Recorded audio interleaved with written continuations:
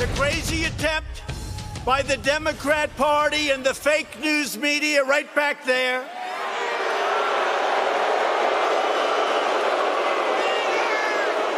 and the deep state to overturn the results of the 2016 election have failed. The Democrats have to now decide whether they will continue defrauding the public with ridiculous bullshit. So that happened in Michigan last night. That's new in our public discourse. And the rest of it, yet another example of the president's unique embrace of tribalism, is attacks on the other. Anyone, everyone who's gone against him are not new. But one of our next guests suggests each side view this moment in history as a learning opportunity. In an article for Time, Jon Meacham writes, quote, "We tend to assess events not in the light of reason, but with the flames of partisan passion. What we make of a given moment is governed less by merits and details and more by the mores and demands of our particular political tribe." We welcome to the broadcast tonight Evan Thomas, editor-at-large at Newsweek. His new book is First, Sandra Day O'Connor, an intimate portrait of the first woman Supreme Court justice. Our discussion on that forthcoming.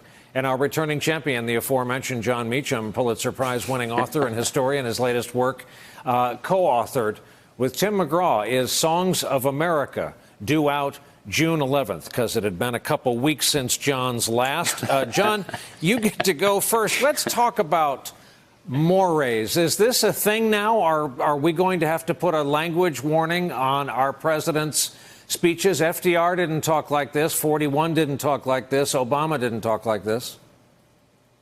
Yes, we are. And that's been evident, I think, for 3 or 4 years. To look now to the presidency for the kind of moral guidance that we've been used to looking for is a pointless exercise. Hopefully, this is a temporary passing thing. But there's no doubt in my mind that President Trump is defining the presidency down.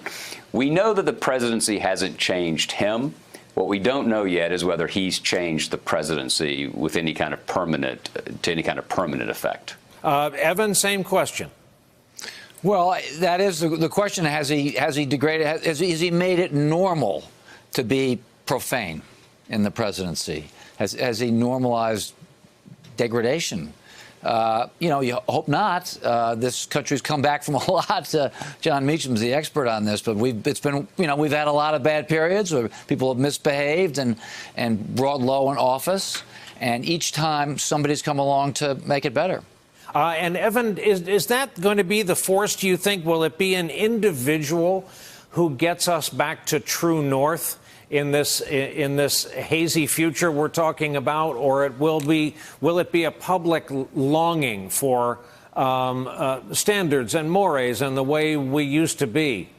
Usually it's a crisis. Something terrible happens and somebody comes forward. FDR, there are lots of examples. Lincoln.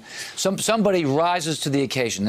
America's had a wonderful gift for finding leaders in low times who make it better. I don't know what the crisis is going to be. I don't know who the leader is going to be.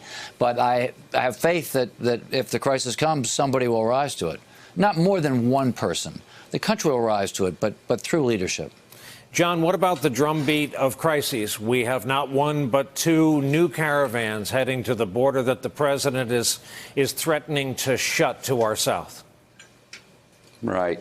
I think that to go to the leadership followership point, and this goes straight to the president's attempts to find an enemy, even if there isn't one, to invent or at least exacerbate threats and to create a sense of urgency that we would then presumably need him to resolve, even though he's creating it.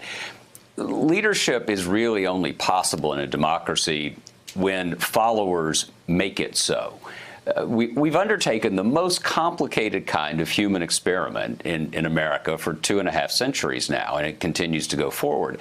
We are the most human form of government. You would think offhand that a monarch would be, because that's a human being in government.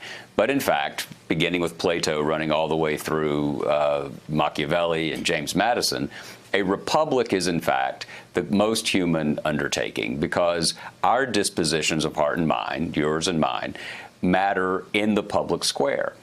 And the presidency has been most effective not when a president has come down like Fortinbras or like a Marvel superhero from the sky, but when someone in power has truly reflected the voices of the powerless.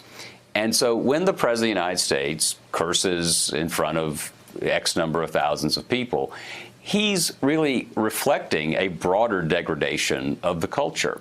So it's up to us and to make possible, to incentivize leaders to try to return to a certain kind of dignity and a certain kind of reason.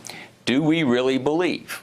Does reason tell us that there are caravans coming to take away what we have? If it does, then there's a rational political response. You can support the president. If that seems to you overheated and perhaps mighty convenient, it probably is.